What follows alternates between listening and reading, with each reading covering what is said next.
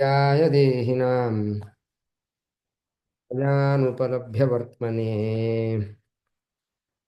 भूयो नमः सद्वृजनच्छदे सतां असम्भवायाखिलसत्त्वमूर्तये पुंसां पुनः पारमहंस्याश्रमे व्यवस्थितानाम् अनुमृग्यदाशुषे स्वस्ति श्रीरस्तु मे शस्तं निस्तुलात् पुनः वस्तुनो नित्यं समस्तव्यस्तयो गतः यस्य प्रचण्डतपसा श्रुतिगीतवृत्तस्तुष्टो हरः किरवशं वदतामवाप मद्वसन्मतपयोनिधिपूर्णचन्द्रः श्रीविष्णुतीर्थगुरुराट्मुनिमातनोतु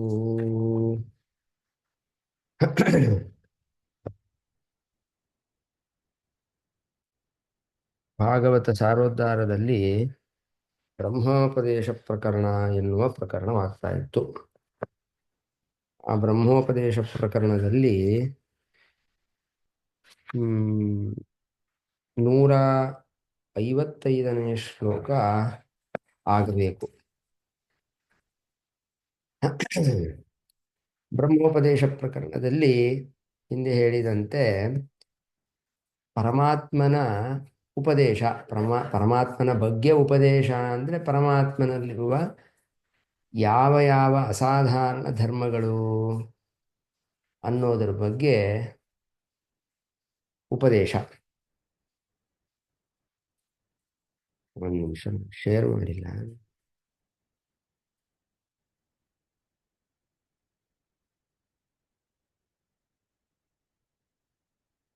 ಅಲ್ಲಿ ಹಿಂದೆ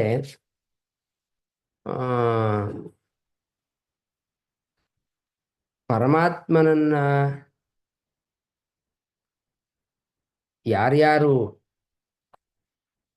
ತಿಳ್ಕೊಳ್ತಾರೆ ಅಂತ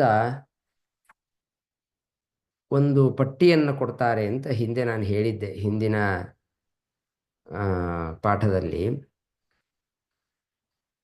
ಪರಮಾತ್ಮನನ್ನ ಬ್ರಹ್ಮನನ್ನ ತಿಳ್ಕೊಳ್ಳಿಕ್ಕೆ ಕಷ್ಟ ಆಗತ್ತೆ ಅಂತ ಬ್ರಹ್ಮದೇವರು ಅವರವರ ಯೋಗ್ಯತೆಯ ಪ್ರಕಾರ ನಾವು ಅವನನ್ನು ತಿಳ್ಕೊಳ್ಳಬಹುದಷ್ಟೇ ಅಂತ ಬ್ರಹ್ಮದೇವರು ಕೂಡ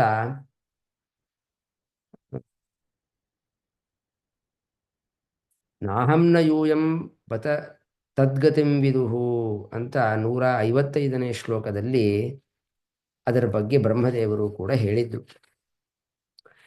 ಅದಾದ ಮೇಲೆ 156ನೇ ಶ್ಲೋಕದಲ್ಲಿ ಯಾರಿಗೆ ಪರಮಾತ್ಮ ಒಲಿತಾನೆ, ಯಾರಿಗೆ ಪರಮಾತ್ಮನ ಜ್ಞಾನವಾಗತ್ತೆ ಅಂತ ಕೇಳಿದರೆ ಯೇಷಾಂ ಸಯೇವ ಭಗವಾನ್ ದಯಯೇದನಂತಹ ಎನ್ನುವ ಶ್ಲೋಕದಲ್ಲಿ ಪರಮಾತ್ಮ ಯಾರು ವೈರಾಗ್ಯದಿಂದ ಬೇರೆ ಎಲ್ಲವನ್ನೂ ಬಿಟ್ಟು ಪರಮಾತ್ಮನನ್ನೇ ಸರ್ವಾತ್ಮನಾಶ್ರಿತ ಪದಃ ಎಲ್ಲ ರೀತಿಯಿಂದಲೂ ಪರಮಾತ್ಮನನ್ನೇ ಆಶ್ರಯಿಸುತ್ತಾರೋ, ನಿರ್ವ್ಯಲೀಕಂ ಯಾವ ಒಂದು ಕಪಟತನವಿಲ್ಲದೇನೆ ಪರಮಾತ್ಮನ ಭಕ್ತಿಯನ್ನು ಮಾಡ್ತಾರೋ ಅವರಿಗೆ ಪರಮಾತ್ಮ ಒಲಿತಾನೆ. ತೇವ ದೇವಮಾಯಾಂ ವಿದಂತಿ, ದೇವಮಾಯೆಯನ್ನ ಪರಮಾತ್ಮನನ್ನು ಅವರು ತಿಳಿತಾರಷ್ಟೇ. ಅತಿತರಂತಿಚ ಸಂಸಾರವನ್ನು ಅವರು ದಾಟ್ತಾರೆ. ಅದರಿಂದ ಪರಮಾತ್ಮನಲ್ಲಿ ನಿಷ್ಕಪಟವಾದ ಭಕ್ತಿ, ಅದನ್ನೇ ವಾಯುಸ್ತುತಿನಲ್ಲಿ ವಾಯುದೇವರನ್ನು ಕೇಳೋದಲ್ವ ನಾವು. ನಿರ್ವ್ಯಾಜಾಂ ನಿಶ್ಚಲಾಂ ಸದ್ಗುಣಗಣ ಬೃಹತೀಂ ಶಾಶ್ವತೀಂ ಭಕ್ತಿಂ ದೇಹಿ. ಇದಕ್ಕೋಸ್ಕರ ನಾನು ಭಕ್ತಿ ಮಾಡ್ತೀನಿ ನಿನ್ನ ಅಂತ ನನಗೆ ಅಂತಹ ಭಕ್ತಿ ಕೊಡಬೇಡ. ನಿರ್ವ್ಯಾಜವಾದ, ವಿತೌಟ್ ಎನಿ ರೀಸನ್ಸ್, ಪರಮಾತ್ಮ ದೊಡ್ಡವ, ನನಗೆ ಉಪಕಾರಕ ಅಂತ ಹೀಗೆ ಅವನಲ್ಲಿ ಭಕ್ತಿಯನ್ನು ಮಾಡುವಂತೆ ಬುದ್ಧಿಯನ್ನು ಕೊಡ್ರಿ ಅಂತ ಪ್ರಾಣದೇವರನ್ನು ಕೇಳ್ಕೊಳ್ಳೋದು. ಅಂತಹ ಸಾಧಕರಿಗೆ ಪರಮಾತ್ಮ ಒಲಿತಾನೆ ಅಂತ ಬಂತು. ಇದಾದ ಮೇಲೆ ಈ ಶ್ಲೋಕದಲ್ಲಿ ಏನು ಬಂತು? 156ನೇ ಶ್ಲೋಕದಲ್ಲಿ ಅಂದರೆ ತೇ ವೈ ವಿದಂತಿ ಅತಿತರಂತಿ ಚ ದೇವಮಾಯಾಂ ದೇವಮಾಯಾಂ ವಿದಂತಿ ಸಂಸಾರಂ ಅತಿತರಂತಿ ಅಂತ ಬಂತು. ಸಂಸಾರವನ್ನು ದಾಟುತ್ತಾರೆ ಅಂತ ಕೇಳಿದಾಗ ಸಾರೋದ್ಧಾರಕಾರರು ಮುಂದಿನ 3-4 ಪದ್ಯಗಳಲ್ಲಿ ಯಾರು ಯಾರು ಸಂಸಾರವನ್ನ ದಾಟಿದ್ದಾರೆ, ಪರಮಾತ್ಮನಲ್ಲಿ ಭಕ್ತಿಯನ್ನ ಮಾಡಿ ಸಂಸಾರವನ್ನ ಯಾರು ದಾಟಿದ್ದಾರೆ ಅಂತ ಕೇಳಿದರೆ ಅದಕ್ಕೆ ಒಂದು ಪಟ್ಟಿಯನ್ನೇ ಕೊಟ್ಬಿಡ್ತಾರೆ 4 ಶ್ಲೋಕಗಳಲ್ಲಿ. ಇದು 2ನೇ ಸ್ಕಂದ ಭಾಗವತದಲ್ಲಿ ಬ್ರಹ್ಮನಾರದರ ಸಂವಾದ ರೂಪವಾಗಿ ಬಂದಿರುವ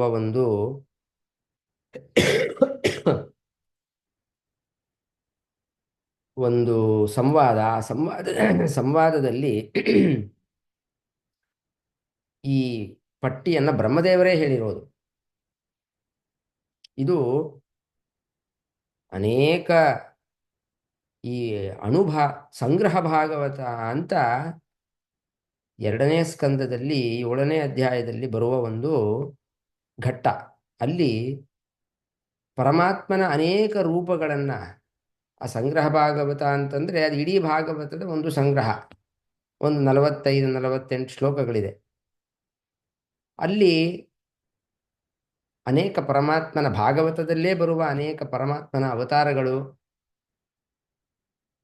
ಮತ್ತು ಅದರಲ್ಲೂ ರಾಮ ಕೃಷ್ಣ ಅಲ್ಲೇನೇ ಬರೋದು. ಇದು ಅಂತಃಸರಸ್ಸುರುಬಲೇನ ಪದೇ ಗೃಹೀತೋ ಗ್ರಾಹೇಣ ಯೂತಪತಿರಂಬುಜ ಹಸ್ತ ಅರ್ಥಃ ಅಂತ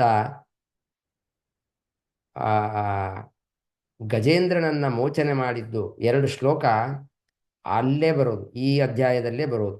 ಆ 2 ಶ್ಲೋಕವನ್ನು ದಿನಾ ಬೆಳಗ್ಗೆ ಎದ್ದು ನಾವು ಸ್ಮರಣೆ ಮಾಡಿಕೊಂಡ್ರೆ ಆ ಸ್ವಪ್ನದಲ್ಲಿ ಬಂದಿರುವ ಯಾವುದೇ ದುಸ್ವಪ್ನದಿಂದ ಆಗುವ ಯಾವ ರೀತಿಯ ಬಾಧೆಯೂ ಆಗೋದಿಲ್ಲ ಅಂತ. ವಸ್ತುತಃ ಸಂಪೂರ್ಣ ಗಜೇಂದ್ರ ಮೋಕ್ಷವನ್ನು ಹೇಳ್ಕೊಳ್ಬೇಕು, ಭಾಗವತದಲ್ಲಿ ಬಂದಿರುವ ಗಜೇಂದ್ರ ಮೋಕ್ಷ. ಆದರೆ ಅದು ಹೇಳ್ಕೊಳ್ಳಿಕ್ಕಾಗಿಲ್ಲ ಅಂದರೆ ಈ 2 ಶ್ಲೋಕನಾರು ಹೇಳ್ಕೊಳ್ಳಿ ಅಂತ ಈ ಅಧ್ಯಾಯದಲ್ಲೇ ಅದು ಬಂದಿದೆ. ಇರಲಿ, ನಮಗದು ಬೇಡ. ಆದರೆ ಆ ಅಧ್ಯಾಯದ ಕೊನೆಯಲ್ಲಿ ಬ್ರಹ್ಮದೇವರು ಯಾರ್ಯಾರು ಜ್ಞಾನಿಗಳು ಆಗಿ ಹೋಗಿದ್ದಾರೆ, ಯಾರ್ಯಾರು ಸಂಸಾರವನ್ನು ದಾಟಿದ್ದಾರೆ ಅಂತ ಒಂದು ಪಟ್ಟಿಯನ್ನು ಮಾಡಬೇಕಾದ್ರೆ ಅನೇಕ ರಾಜರು ಋಷಿಗಳು ಅವರ ಹೆಸರನ್ನೆಲ್ಲ ಹೇಳಿದ್ದಾರೆ. ಅದು 2-3 ಶ್ಲೋಕಗಳಲ್ಲಿ ಬಂದಿದೆ. ಅದನ್ನು ಸಾರೋದ್ಧಾರಕಾರರು ಸಾರೋದ್ಧಾರದಲ್ಲಿ ಇಟ್ಟಿದ್ದಾರೆ. 157ನೇ ಶ್ಲೋಕ. ವೇದಾಹಮಂಗ ಪರಮಸ್ಯ ಹಿ ಯೋಗಮಾಯಾಂ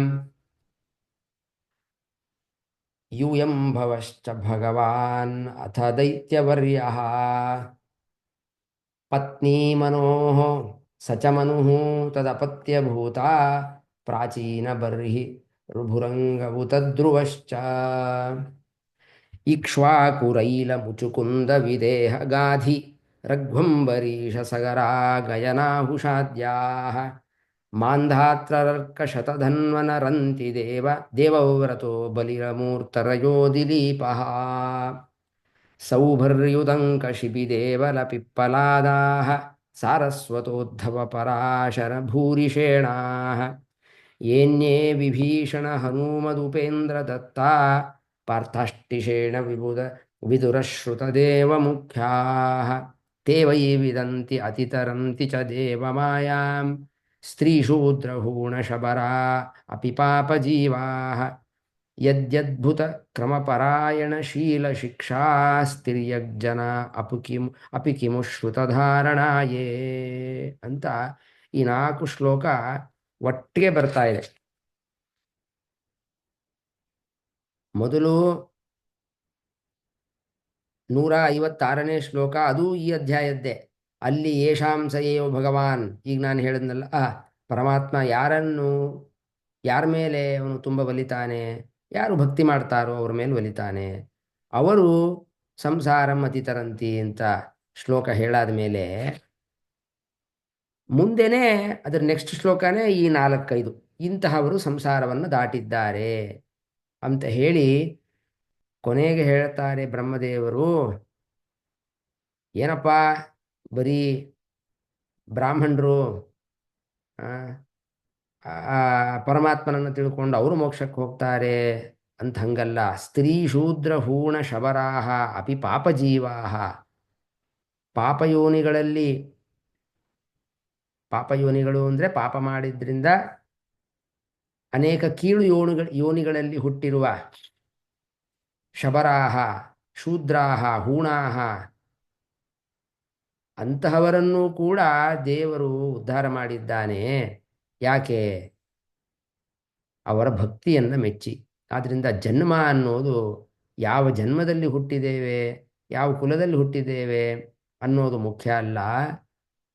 ಯಾವುದೇ ಕುಲ, ಯಾವುದೇ ಜನ್ಮದಲ್ಲಿ ಹುಟ್ಟಿದರೂ ಕೂಡ, ಯಾವುದೇ ಯೋನಿಯಲ್ಲಿ ಹುಟ್ಟಿದರೂ ಕೂಡ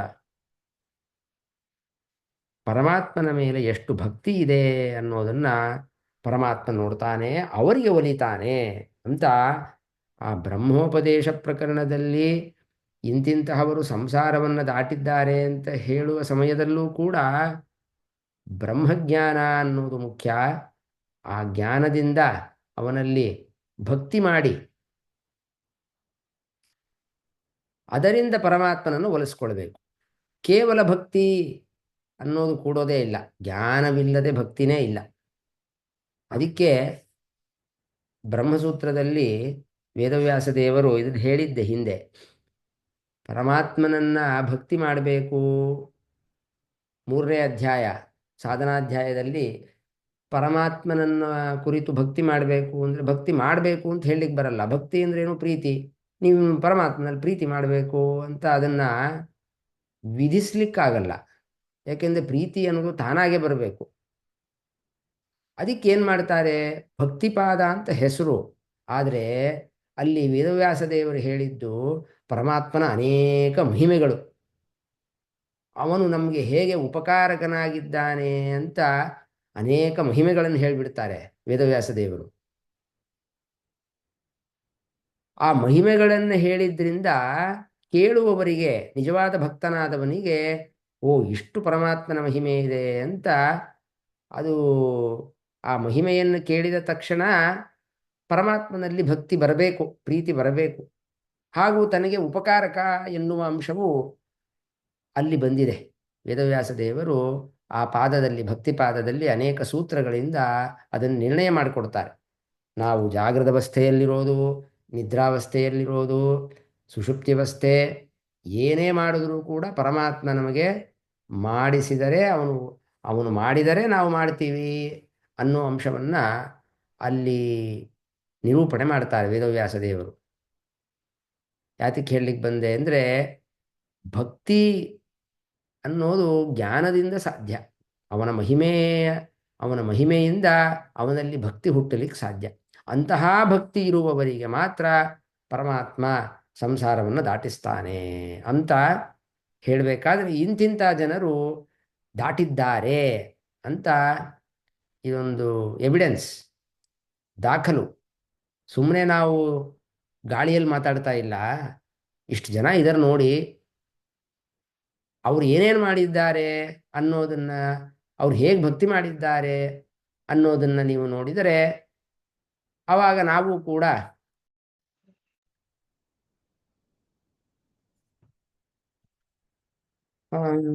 ಕೇಳ್ತಾ ಇದೆಯಾ ನಾನು ಮಾತಾಡ್ತಾ ಇರೋದು? ಹಾ, ಈಗ ಕೇಳ್ತಾ ಇದೆ. ಅದು ಸ್ವಲ್ಪ ಮಧ್ಯದಲ್ಲಿ ತುಂಬಾನೇ ಕಟ್ ಆಗ್ತಾ ಇತ್ತು ವಿಜಯಾನಂದ್, ಅದಕ್ಕೆ ಹೇಳಿದ್ದು. ಓಹೋ, ನನಗೆ ಗೊತ್ತಾಗೇ ಇಲ್ಲ. ನಂದು ಯಾವುದೋ ಹಾ. ಬೇರೆ ವೈಫೈ ತೊಗೊಂಡ್ಬಿಟ್ಟಿತ್ತು. ಈಗ ಸರಿಯಾದ ಓ ವೈಫೈ ತಗೊಂಡಿದೆ. ನಾನು ಗಮನಿಸ್ತಾ ಇಲ್ಲ. ಕೆಳಗಿಂದ ಮೇಲ್ ಬಂದೆ, ಅಲ್ಲಿ ಇನ್ನೊಂದು ವೈಫೈ ಇದೆ, ಅದು ಬೇರೆ ತೊಗೊಂಡ್ಬಿಟ್ಟಿತ್ತು. ಓ ಹೌದಾ? ಅದೇ ನಾನು ಹೇಳೋ ಬೇಡ ಅಂತ ಒಂದು ಸ್ವಲ್ಪ 3 ಮಿನಿಟ್ಸ್ ಕಾಯೋಣ ಅಂತ ನೋಡ್ತಾ ಇದ್ದೆ. ಅದಕ್ಕೆ ಕಂಟಿನ್ಯೂ ಆಗ್ತಾ ಇತ್ತು ಹಾಗೇನೆ, ಅದಕ್ಕೆ ಹೇಳಿದೆ ಮಧ್ಯದಲ್ಲಿ. ಸರಿ ಸರಿ. ಅಲ್ಲ, ಮತ್ತೆ ಮೊದಲಿಂದ ಹೇಳ್ಬೇಕಾ ಅಥವಾ ಸುಮಾರು ಕೇಳ್ತೋ? ಇಲ್ಲ ಪರವಾಗಿಲ್ಲ. ಒಂದು 75% ಅಷ್ಟು ಓಕೆ ಇತ್ತು. ಆಯ್ತು. ಹಾ. ಸರಿ. ಅದರಿಂದ ಪರಮಾತ್ಮನಲ್ಲಿ ಯಾರು ಭಕ್ತಿಯನ್ನು ಮಾಡ್ತಾರೋ ಅವರಿಗೆ, ಅವರು ಸಂಸಾರವನ್ನು ದಾಟುತ್ತಾರೆ ಅಂತ ಏನು ಹೇಳಿದ್ದಾರೆ.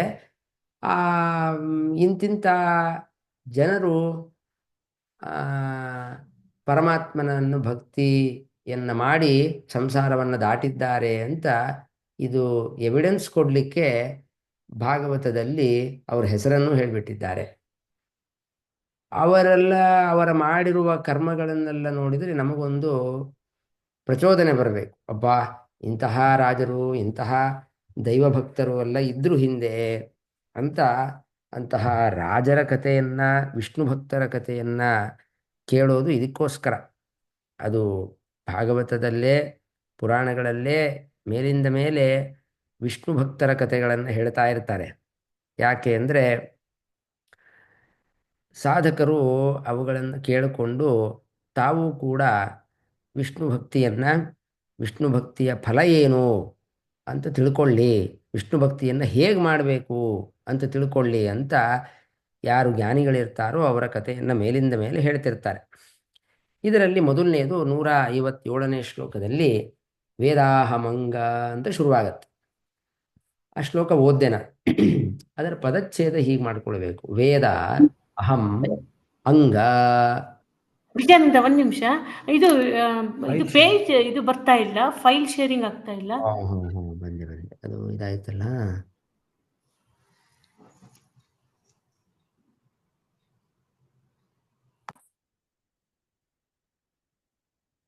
ಈಗ ಬಂತಾ? ಹಾ, ಬಂತು ವಿಜಯಾನಂದ, ಥ್ಯಾಂಕ್ ಯು. ಹಾಂ ಹಾಂ, ಇದು ಪದಚ್ಛೇದ. ವೇದ ಅಹಂ ಅಂಗ. ಪರಂ ಅಸ್ಯ ಮಾಡ್ಕೋಬಹುದು ಅಥವಾ ಪರಮಸ್ಯನೇ ಇರಲಿ. ಪರಮಸ್ಯ ಹಿ ಯೋಗಮಾಯಾಂ ಯೂಯಂ ಭವಃ ಚ ಭಗವಾನ್ ಅಥ ದೈತ್ಯವರ್ಯ ಪತ್ನಿ ಮನೋಃ ಸ ಚ ಮನುಃ ತದಪತ್ಯಭೂತಾಃ ಪ್ರಾಚೀನ ಬರ್ಹಿ ರುಭುಃ ಅಂಗ ಉತ ಧ್ರುವಶ್ಚ. ಅಂಗಃ ಅದು ಉತ ಧ್ರುವಃ. ಇದರಲ್ಲಿ ಮುಖ್ಯವಾದ ಅನ್ವಯ ಹೇಗೆ ಅಂದರೆ, ಈ ಶ್ಲೋಕ, ಮುಂದಿನ ಶ್ಲೋಕ, ಅದರ ಮುಂದಿನ ಶ್ಲೋಕ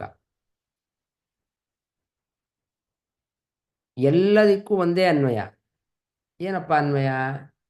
ಅಹಂ ಅಂತ ಬ್ರಹ್ಮದೇವರು ಹೇಳ್ತಾ ಇರೋದು. ಈ ಇಡೀ ಅಧ್ಯಾಯ ಬ್ರಹ್ಮದೇವರ ನಾರದರ ಸಂವಾದ. ಅಹಂ ನಾನು, ಹೇ ಅಂಗ ಅಂತ ಸಂಬೋಧನೆ. ನಾರದರೆ ಅಂಗ ಅನ್ನೋದು ಪ್ರೀತಿಯಿಂದ ಕರೆಯುವ ಒಂದು ಶಬ್ದ ಸಂಸ್ಕೃತದಲ್ಲಿ. ಹೇ ಅಂಗ, ನಾನು ಪರಮಸ್ಯ ಹಿ ಯೋಗಮಾಯಾಂ ವೇದ. ಪರಮಸ್ಯ ಅಂದರೆ ಸರ್ವೋತ್ತಮನಾದ ಭಗವಂತನ ಹರಿಯ ಯೋಗಮಾಯಾಂ, ಅವನ ಮಹತ್ವ ಅದನ್ನು ತಿಳಿದಿದ್ದೇನೆ. ನನ್ನ ಯೋಗ್ಯತೆ ಎಷ್ಟೋ ಅಷ್ಟು ತಿಳಿದಿದ್ದೇನೆ ಅಂತ ಬ್ರಹ್ಮದೇವರು ನಾರದರಿಗೆ ಹೇಳ್ತಾ ಇದ್ದಾರೆ. ನನ್ನ ಯೋಗ್ಯತೆ ಎಷ್ಟು ತಿಳಿದಿದ್ದೇನೆ ಅಂದರೆ ಹಂಗಾರೆ ನೀವು ಒಬ್ಬರೇ ತಿಳಿದಿದ್ದೀರಾ ಅಂತ ಪ್ರಶ್ನೆ ಬಂದರೆ, ಇಲ್ಲ, ಯೂಯಂ, ನೀವು ನೀವು ಅಂದರೆ ನಾರದರು ಒಬ್ಬರು, ನಾರದರ ಜೊತೆ ಸನಕಾದಿಗಳಿದ್ದರು. ನಾರದರು ಸನಕಾದಿಗಳು, ನೀವು ಕೂಡ ನಿಮ್ಮ ಯೋಗ್ಯತೆ ಎಷ್ಟೋ ಅಷ್ಟು ತಿಳಿದಿದ್ದೀರಿ ಅಂತ ಆಮೇಲೆಲ್ಲ ಉದ್ದಕ್ಕೆ ಪಟ್ಟಿ ಹೇಳ್ತಾ ಬರ್ತಾರೆ. ಭವಶ್ಚ ರುದ್ರದೇವರು, ದೈತ್ಯವರ್ಯ ಪ್ರಹ್ಲಾದರಾಜರು, ಮನು ಸ್ವಯಂಭೂ ಮನು, ಮನೋಹ ಪತ್ನಿ ಅವನ ಹೆಂಡತಿ, ತದಪತ್ಯಭೂತಾ ಅವನ ಮಕ್ಕಳು, ಪ್ರಾಚೀನ ಬರಿಹಿ ರಾಜ, ರುಭುಹು ಅಂತ ಒಬ್ಬ ರಾಜ, ಅಂಗಹ ಅಂತ ಇನ್ನೊಬ್ಬ ರಾಜ, ಧ್ರುವ. ಇದರಲ್ಲಿ ಅನೇಕ ಜನರು ನಿಮಗೆಲ್ಲ ಚಿರಪರಿಚಿತರೆ.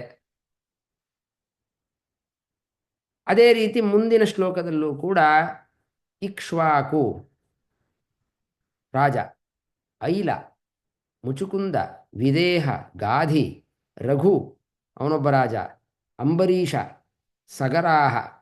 ಸಗರಾಹ ಅಂತ ಬಹುವಚನ ಆಗಿರೋದು, ಸಗರ ಅಂದರೆ ಇದು ಎಲ್ಲ ಒಂದೇ ಪದ. ಇದು ಐಲ, ಮುಚುಕುಂದ, ವಿದೇಹ, ಗಾಧಿ, ರಘ್ವಂಬರೀಷ, ಸಗರಾಹ ಎಲ್ಲ ಬೇರೆ ಬೇರೆ ರಾಜರು.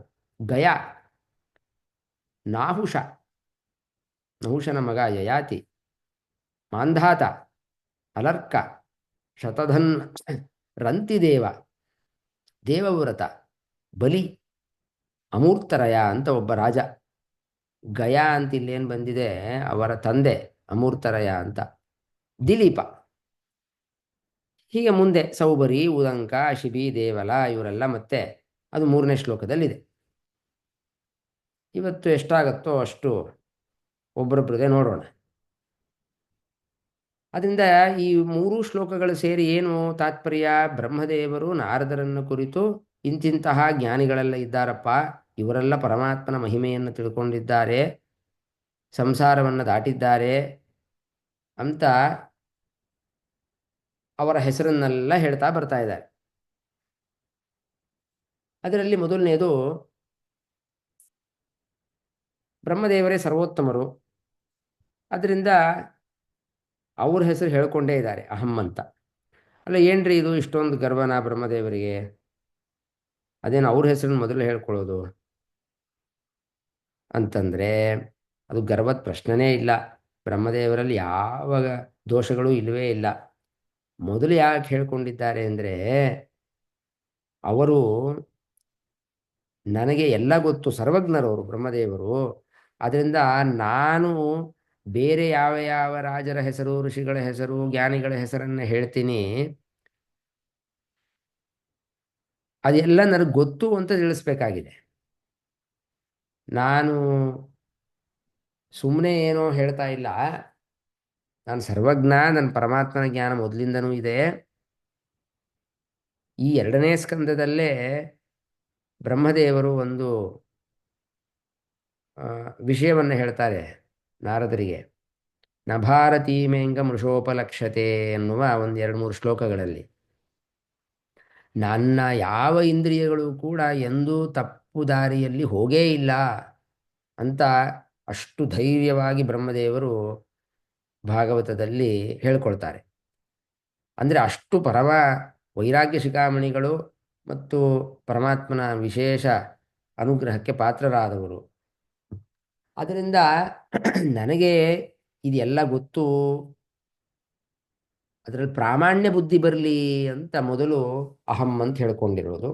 ಇನ್ನು ವಸ್ತುತಃ ಅಂತೂ ಅವರು ಯೋಗ್ಯತೆಯಲ್ಲಿ ಬಹಳ ಉತ್ತಮರಾಗಿದ್ದಾರೆ, ಪರಮಾತ್ಮನ ಜ್ಞಾನವನ್ನು ಪಡೆದಿದ್ದಾರೆ, ಅವನ ಆಶೀರ್ವಾದ ಭಕ್ತಿ ಎಲ್ಲವೂ ಇದೆ. ಇನ್ನು ಎದುರುಗಡೆ ಮಾತಾಡ್ತಾ ಇರೋ ನಾರದರು, ಸನಕಾದಿಗಳು, ಅವರನ್ನು ಕುರಿತು ನೀವು ಕೂಡ ನಿಮ್ಮ ಯೋಗ್ಯತೆ ತಕ್ಕಂತೆ ತಿಳಿದಿದ್ದೀರಿ. ಭವಃ ರುದ್ರದೇವರು, ದೈತ್ಯವರ್ಯ ಪ್ರಹ್ಲಾದ, ಮನುಗಳು ಅಂದರೆ ಇಲ್ಲಿ ಆದಿಮನು, ಸ್ವಯಂಭೂ ಮನುವನ್ನು ತಗೊಳ್ಬೇಕು. ಮನುಗಳು ಅಂತಂದರೆ ಅದೊಂದು ಪೋಸ್ಟ್. 14 ಮನುಗಳು, ಆದರೆ ಬ್ರಹ್ಮದೇವರ ಒಂದು ಹಗಲು, ಅಷ್ಟೇ ಕಾಲವಾದರೆ ಒಂದು ರಾತ್ರಿ.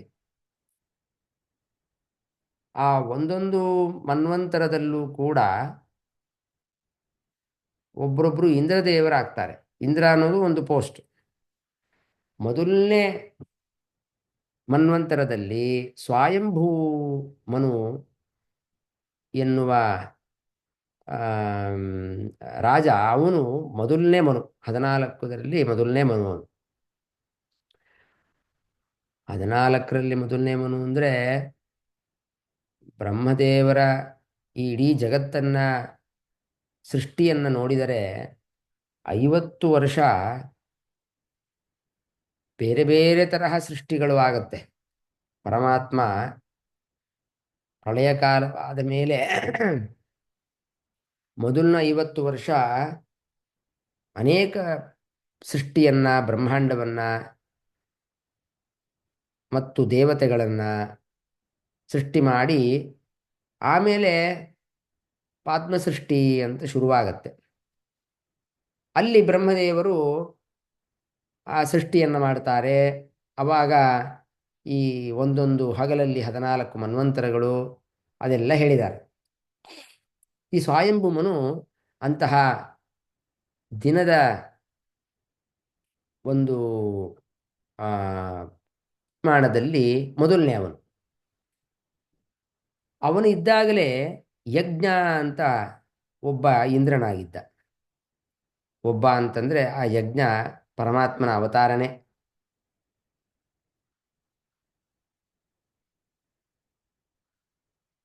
ಇಂದ್ರನ ಒಂದು ಪೋಸ್ಟಿನಲ್ಲಿ ಪರಮಾತ್ಮ ಅವತಾರ ಮಾಡಿದ್ದಾನೆ. ವಾಯುದೇವರು ಕೂಡ ರೋಚನ ಎನ್ನುವ ಒಂದು ರೂಪದಿಂದ ಇಂದ್ರನಾಗಿ ಅವತಾರ ಮಾಡ್ತಾರೆ. ಅಂದರೆ ಈ ಮನುವಿನಲ್ಲ, ಎರಡನೇ ಮನ್ವಂತರದಲ್ಲಿ. ಹೀಗೆ ಪರಮಾತ್ಮ, ಇಂದ್ರ, ಪಂಚಪಾಂಡವರು ಕೂಡ, ಧರ್ಮರಾಜ, ಭೀಮ ಅಂತೂ ಸರಿನೇ ಸರಿನೇ ರೋಚನ ಆಗಿ, ಆಮೇಲೆ ಪುರಂದರ ಅವನು 2 ಸಲ, ಅಶ್ವಿನಿ ದೇವತೆಗಳು ಎಲ್ಲರೂ ಕೂಡ ಇಂದ್ರಸ್ಥಾನವನ್ನು ಪಡೆದಿದ್ದಾರೆ. ಸರಿ ಇರಲಿ. ಈ ಸ್ವಯಂಭುವನು ಮನುವಾದಾಗ ಯಜ್ಞನಾಮಕ ಪರಮಾತ್ಮ ಇಂದ್ರನಾಗಿದ್ದ. ಆ ಸ್ವಯಂಭೂ ಮನುವಿಗೆ ಶತರೂಪಾದೇವಿ ಅಂತ ಪತ್ನಿ. ಅವಳಲ್ಲಿ ಆ, ಮಕ್ಕಳು ಮಕ್ಕಳು ಅಂತಂದರೆ ಪ್ರಿಯವ್ರತ, ಉತ್ತಾನಪಾದ ಅಂತ 2 ಗಂಡು ಮಕ್ಕಳು, ಆಕೂತಿ, ದೇವಹೂತಿ, ಪ್ರಸೂತಿ ಅಂತ 3 ಹೆಣ್ಣು ಮಕ್ಕಳು. ಆ ಸ್ವಯಂಭೂಮನು ತನ್ನ ಮಗಳಾದ ಆಕೂತಿ ಅವಳನ್ನು ರುಚಿ ಪ್ರಜಾಪತಿಗೆ ಮದುವೆ ಮಾಡಿಕೊಟ್ಟಾಗ ಪುತ್ರಿಕಾ ಪುತ್ರ ಧರ್ಮವನ್ನು ಬಳಸ್ಕೊಳ್ತಾನೆ. ಮದುವೆ ಮಾಡಿಕೊಡ್ಬೇಕಾದ್ರೇನೆ ನಿನ್ನಲ್ಲಿ ಹುಟ್ಟಿರುವ ಮಗನನ್ನು ನನ್ನ ಮಗನನ್ನಾಗಿ ಸ್ವೀಕಾರ ಮಾಡ್ತೀನಿ ಅಂತ ಒಪ್ಪಂದ. ಅವನಿಗೇನು ಮಕ್ಕಳಿಲ್ಲ ಅಂತಿಲ್ಲ, ಪ್ರಿಯವ್ರತ, ಉತ್ತಾನಪಾದ 2 ಗಂಡ ಮಕ್ಕಳೇ. ಆದರೂ ಅವನಿಗೆ ಗೊತ್ತು ಆಕೂತಿಯಲ್ಲಿ ಪರಮಾತ್ಮ ಹುಟ್ಟುತ್ತಾನೆ ಅಂತ.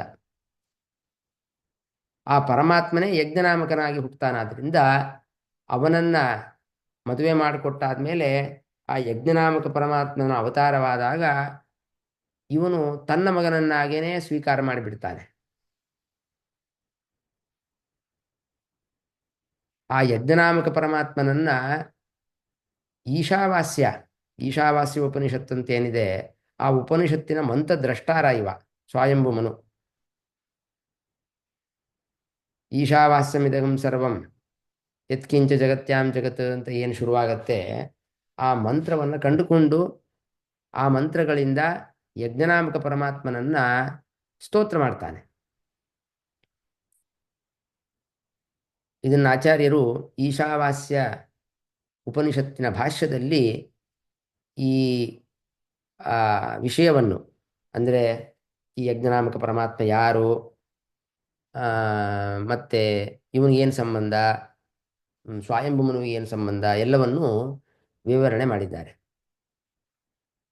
ಆ ಯಜ್ಞನಾಮಕ ಪರಮಾತ್ಮನನ್ನ ಸ್ತೋತ್ರ ಮಾಡ್ತಾ ಇರಬೇಕಾದ್ರೇನೆ ಅಸುರರು ಈ ಸ್ವಯಂಭುಮನವನ್ನು ತಿನ್ಲಿಕ್ಕೆ ಬರ್ತಾರೆ. ಅವನ ಸ್ತೋತ್ರವನ್ನು ಧ್ವಂಸ ಮಾಡಬೇಕು, ನಾಶ ಮಾಡಬೇಕು, ನಿಲ್ಲಿಸಬೇಕು ಅಂತ ಅವನನ್ನೇ ತಿನ್ಲಿಕ್ಕೆ ಬರ್ತಾರೆ. ಆವಾಗ ಯಜ್ಞನಾಮಕ ಪರಮಾತ್ಮ ಅವನನ್ನು ಸಂರಕ್ಷಣೆ ಮಾಡಿ ಆ ಅಸುರನನ್ನೆಲ್ಲ ನಾಶ ಮಾಡ್ತಾನೆ. ಈ ಕತೆ ಆಚಾರ್ಯರು ಈಶಾವಾಸ್ಯದಲ್ಲಿ ಹೇಳಿದ್ದಾರೆ. ಈ ಸ್ವಯಂಭುಮನು ವಸ್ತುತಃ ಚತುರ್ಮುಖ ಬ್ರಹ್ಮದೇವರ ಮಗನೇ. ಅಷ್ಟೇ ಅಲ್ಲ, ಇವನು ಹೆಂಡತಿನೂ ಚತುರ್ಮುಖ ಬ್ರಹ್ಮದೇವರ ಮಗಳೇ, ಶತರೂಪಾದೇವಿ. ಅದನ್ನೂ ಇಲ್ಲಿ ಹೇಳಿದ್ದಾರಲ್ಲ, ಮನೋಹ ಪತ್ನಿ. ಮನುಹು ಮನೋಹ ಪತ್ನಿ, ಇಬ್ಬರನ್ನೂ ಕೂಡ ಬ್ರಹ್ಮದೇವರು ಹೆಸರಿಟ್ಟು, ಅಂದರೆ ಇವರು ಕೂಡ ಜ್ಞಾನಿಗಳು. ಕೇವಲ ಮನು ಒಬ್ಬನೇ ಅಲ್ಲ, ಅವನ ಹೆಂಡತಿ ಶತರೂಪಾದೇವಿಯೂ ಕೂಡ ಜ್ಞಾನಿ. ಇದೊಂದು ನಮ್ಮಲ್ಲಿ ತಪ್ಪು ಕಲ್ಪನೆ. ಏನ್ರಿ ಯಾವಾಗಲೂ ಗಂಡಸರನ್ನು ಮಾತ್ರ ಹೇಳ್ತಾರೆ, ಹೆಂಗಸರು ಎಲ್ಲೂ ಬರೋದೇ ಇಲ್ಲ. ಅಲ್ಲಿ ಕಪಿಲ ದೇವಹೂತಿ ಬಗ್ಗೆ ಒಂದು ಬಿಟ್ಟರೆ ಇನ್ನೆಲ್ಲೂ ಬರೋದಿಲ್ಲ ಅಂತ. ಹಾಗೇನಿಲ್ಲ, ಮೇಲಿಂದ ಮೇಲೆ ಇಲ್ಲಿ ನೋಡಿ, ಪಟ್ಟಿ ಮಾಡಬೇಕಾದ್ರೇನೆ ಸ್ಪೆಸಿಫಿಕ್ ಆಗಿ ಆ ಮನುವಿನ ಹೆಂಡತಿ ಹೆಸರು ಚತುರ್ಮುಖ ಬ್ರಹ್ಮದೇವರು ತಗೊಂಡಿದ್ದಾರೆ. ಮನೋಹ ಪತ್ನಿ ಶತರೂಪಾದೇವಿ.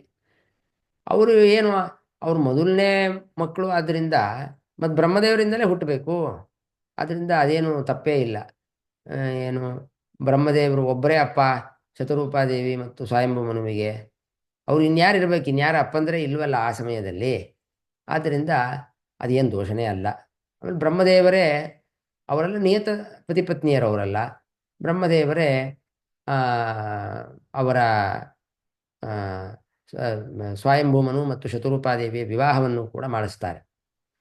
ಇರಲಿ, ಒಟ್ಟು ಏನು, ಈ ಸ್ವಯಂಭೂಮನು ಅನ್ನುವನು ಜ್ಞಾನಿ, ಮಂತ್ರದ್ರಷ್ಟಾರ ಯಜ್ಞನಾಮಕ ಪರಮಾತ್ಮನನ್ನ ಸಾಕ್ಷಾತ್ಕರಿಸಿಕೊಂಡವನು. ಅವನು ಒಬ್ಬ ಜ್ಞಾನಿ. ಮನೋಹ ಪತ್ನಿ, ಈಗ ತಾನೇ ಹೇಳಿದೆ, ಶತರೂಪಾದೇವಿ. ಮನು ಅಪತ್ಯಾಹ, ಮನುವಿನ ಮಕ್ಕಳು 5 ಜನ: ಪ್ರಿಯವ್ರತ, ಉತ್ತಾನಪಾದ, ಆಕೂತಿ, ದೇವಹೂತಿ, ಪ್ರಸೂತಿ. ನೋಡಿ, ಇಲ್ಲೂ ಅಷ್ಟೇ ಹೆಣ್ಮಕ್ಕಳು ಆಕೂತಿ, ದೇವಹೂತಿ, ಪ್ರಸೂತಿ. ದೇವಹೂತಿ ಅಂತೂ ಸರಿನೇ ಸರಿ, ಕಪಿಲ ನಾಮಕ ಪರಮಾತ್ಮನ ತಾಯಿ. ಏನವನ ಸ್ವಯಂಭೂ ಮನುವಿನ ತಪಸ್ಸು,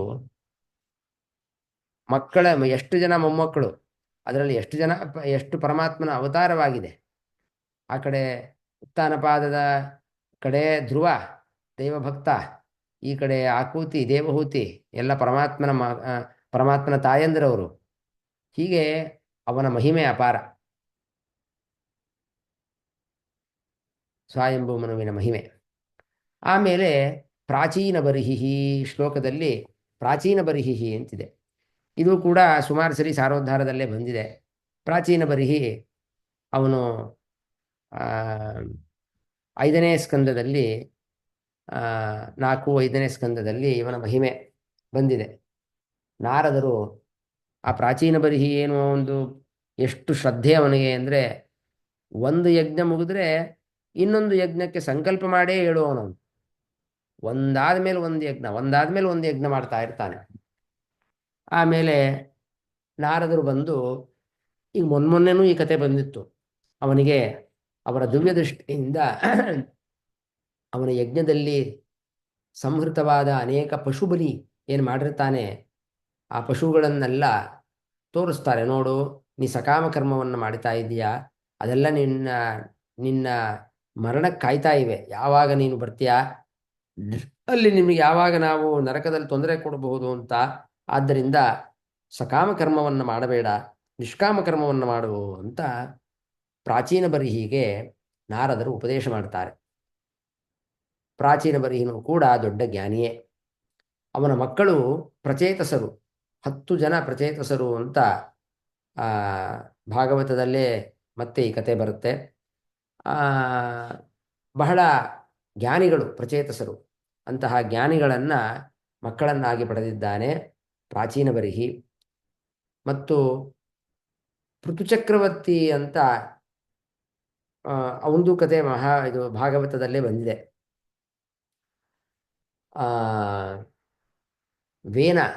ವೇನ ಎಂಬುವ ರಾಜನನ್ನ ಮಥನ ಮಾಡಿದಾಗ ಹುಟ್ಟಿದ ರಾಜ, ಅವನ ಮರಿಮಗ ಇವನು. ಯಾರು? ಈ ಪ್ರಾಚೀನ ಬರಿಹಿ.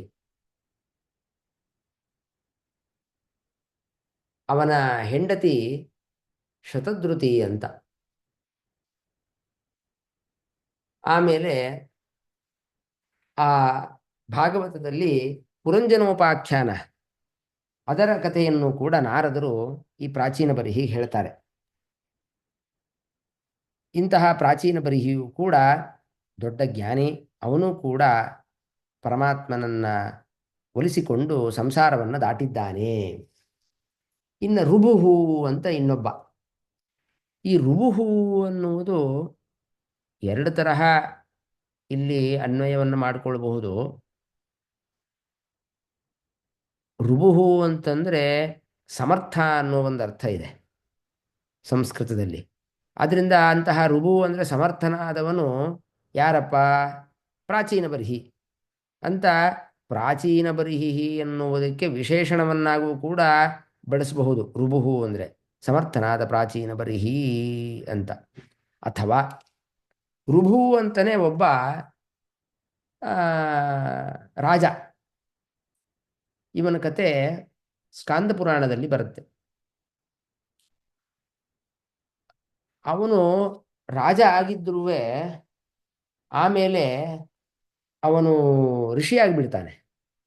ಅಂದರೆ ಅಷ್ಟು ತಪಸ್ಸು ಮಾಡಿ ಅವನಿಗೆ ರಾಜ್ಯವನ್ನು ಬೇರೆಯವರಿಗೆ ತನ್ನ ವಂಶದಲ್ಲಿರೋರಿಗೆ ಕೊಟ್ಟು ತನ್ನ ಶಿಷ್ಯ ಒಬ್ಬ ನಿದಗ ಅಂತ ಅವನ ಜೊತೆ ಕೂಡಿಕೊಂಡು ಕಾಡಿನಲ್ಲಿ ಹೋಗಿ ಅನೇಕ ಉಪದೇಶಗಳನ್ನು ಮಾಡ್ತಾನೆ ನಿದಗನಿಗೆ.